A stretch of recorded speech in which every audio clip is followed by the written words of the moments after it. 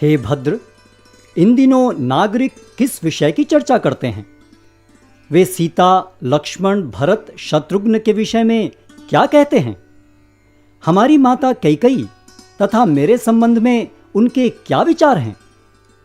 राजा सदैव ही आलोचना का विषय होता है।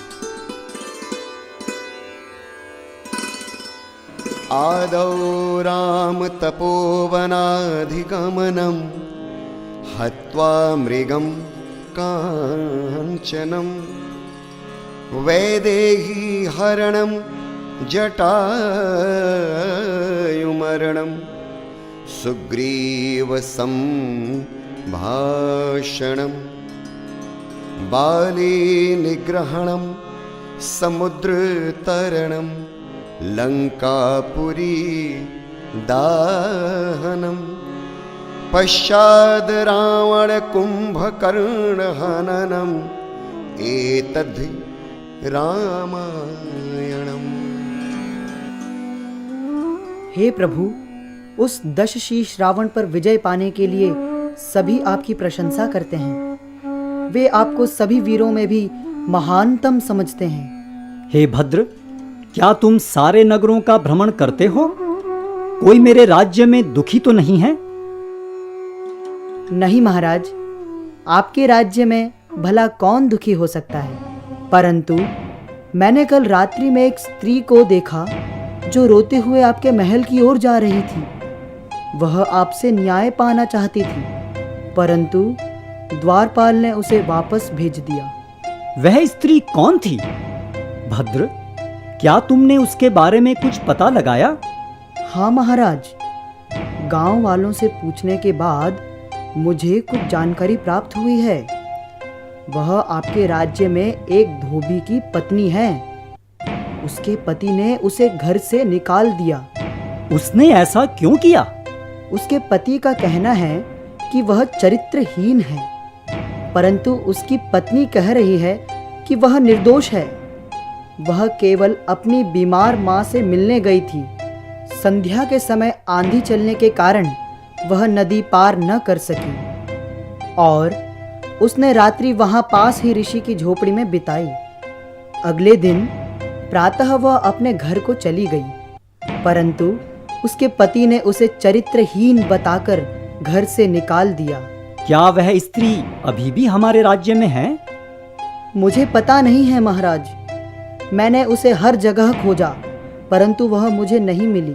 क्या कुछ और भी उस स्त्री के बारे में पता चला? नहीं महाराज।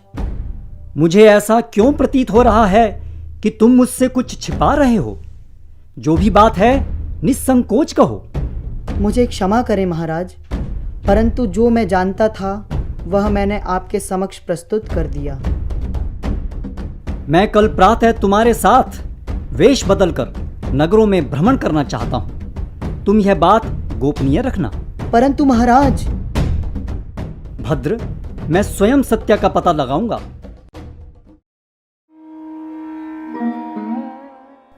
अपने गुप्तचर की बात सुनकर क्षुब्ध होकर भगवान राम चिंतित मन से अपने निजी कक्ष में घूमने लगे और उनकी कही गई बातों पर विचार करने लगे। ऐसा लगता है कि गुप्तचर की बात सुनकर आप बहुत विचलित हो गए हैं। हाँ। ऐसा क्या कहा उसने जिस पर इतना गंभीर विचार कर रहे हैं? जो उसने नहीं कहा उस पर विचार कर रहा हूं। कल एक स्त्री हमारे महल आई, परंतु उसे न्याय न मिल पाया। मुझे उसको उचित न्याय दिलाना होगा और मुझे ऐसा लगता है कि गुप्तचर हमसे कुछ छिपा रहा है। यह पता करने के लिए मुझे स्वयं वेश बदल कर जाना होगा। ऐसी भी क्या आपदा आ गई है जो स्वयं आप जाना चाहते हैं? यदि आप अपने इस गुप्तचर की बातों से संतुष्ट नहीं हैं, तो किसी दूसरे विश्वास पात्र गुप्तचर को भेज दीजिए। नहीं सीते, स्वर्गवासी राजा महाराज दशरथ ने हमें राजा के कर्तव्यों को समझाते हुए कहा था कि राजा को केवल अपने गुप्तचरों की बात पर ही आंख बंद कर भरोसा नहीं करना चाहिए।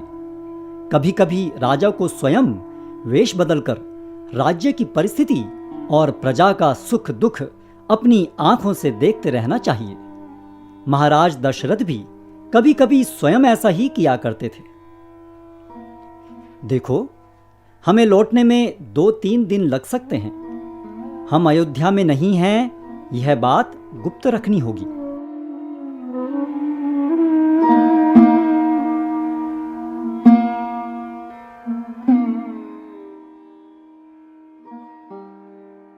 लगता है कोई बड़ी विपत्ति आ गई है।